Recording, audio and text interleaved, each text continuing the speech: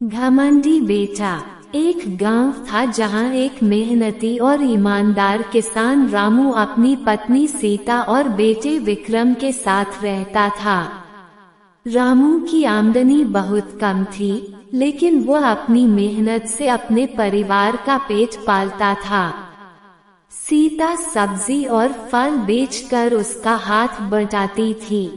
विक्रम पढ़ाई में अच्छा था, इसलिए रामू ने अपनी पूरी कमाई लगाकर उसे शहर में पढ़ने भेजा। शहर की चकाचौंध और आधुनिक जीवन शैली ने विक्रम को पूरी तरह बदल दिया। वह अब गांव की सादगी और अपने माता पिता की मेहनत को तुच्छ समझने लगा। जब वह पढ़ाई पूरी करके गांव लौटा, तो उसकी चाल, बात करने का तरीका और कपड़े सब कुछ बदल चुका था। अब वो खुद को बड़ा अफसर समझने लगा और अपने माँ बाप को नीचा दिखाने लगा। घमंड की शुरुआत। विक्रम ने गांव में आते ही माँ बाप को उपदेश देना शुरू कर दिया। तुम लोग कितने पिछड़े हो। मैं शहर से लौटा हूँ, अब सब कुछ मेरी मर्जी से चलेगा। रामू ने धीरे से कहा, बेटा, हमने तुझे पढ़ाया लिखाया ताकि तू समझदार बने, दूसरों की इज्जत करना सीखे। पर विक्रम ने उनकी बात अनसुनी कर दी। वह गांव के लोगों के सामने भी अपने पिता को अपमानित करने लगा। सबको कहता, ये लोग अनपढ़ हैं, इनसे क्या सीखना। गांव के लोग ये देखकर दुखी थे। एक दिन जब सीता बाजार में फल बेच रही थी, विक्रम वहां से गुजरा और अपने कुछ दोस्तों के साथ जोर जोर से हंसने लगा। उसने सबके सामने कहा, देखो तो सही, मेरी माँ सड़क पर बैठकर फल बेच रही है। कितनी शर्म की बात है। सीता की आंखों में आंसू आ गए, पर उसने कुछ नहीं कहा। वो जानती थी कि उसका बेटा घमंड में अंधा हो गया है। गांव में बदलाव। विक्रम ने अपने घमंड में गांव वालों को भी अपमानित करना शुरू कर दिया। वो अपने पैसे और पढ़ाई का घमंड दिखाते हुए सबको नीचा दिखाता। एक दिन उसने कहा, मैं यहाँ का प्रधान बनूंगा और इस गांव को बदल कर रख दूंगा।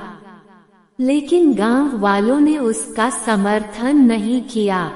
सबको पता था कि विक्रम में विनम्रता नहीं है और वह लोगों की सेवा नहीं, बल्कि उन पर हुकूमत करना चाहता है। सबक सिखाने की योजना। रामू और सीता बहुत दुखी थे, लेकिन उन्होंने अपने बेटे को सबक सिखाने की ठान ली।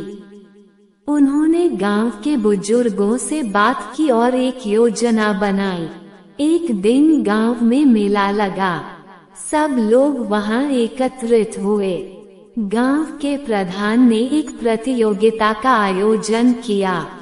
सबसे बुद्धिमान और विनम्र इंसान को सम्मानित किया जाएगा। विक्रम ने झट से भाग लिया। उसे पूरा विश्वास था कि वही विजेता होगा। प्रतियोगिता में सवाल पूछे गए। सच्चा सम्मान कैसे पाया जा सकता है? विनम्रता क्यों जरूरी है? पढ़ाई का असली मतलब क्या होता है? विक्रम ने हर सवाल का उत्तर घमंड में भर कर दिया। पढ़ाई का मतलब है बड़ा बनना, सब पर राज करना। जबकि गांव के एक साधारण लड़के गोपाल ने कहा, पढ़ाई हमें इंसान बनाती है, हमें दूसरों की मदद करना सिखाती है। विनम्रता से ही सच्चा सम्मान मिलता है। गांव वालों ने गोपाल की बातें सुनकर ताली बजाई। निर्णायकों ने उसे विजेता घोषित किया। विक्रम को बड़ा धक्का लगा। उसका चेहरा उतर गया। अब उसे अपने व्यवहार पर शर्म आने लगी। परिवर्तन की शुरुआत। उस रात विक्रम ने चुपचाप अपनी माँ और पिता के पास जाकर माफी मांगी। उसकी आंखों में आंसू थे। माँ, पिताजी, मुझे माफ कर दो। मैंने आप दोनों की मेहनत, त्याग और प्रेम की कदर नहीं की। सीता ने उसे गले लगा लिया और कहा, बेटा, देर से सही, पर तुझे अपनी गलती का एहसास हुआ।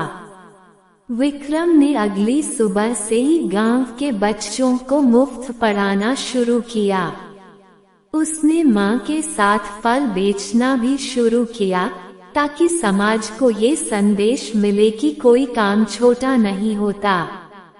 कहानी से शिक्षा: 1. घमंड किसी को भी नीचे गिरा सकता है। 2. पढ़ाई का मतलब सिर्फ डिग्री नहीं, संस्कार और विनम्रता भी है। 3.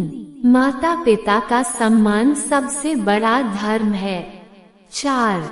हर काम की अपनी इज्जत होती है, चाहे वह फल बेचना हो या खेती करना।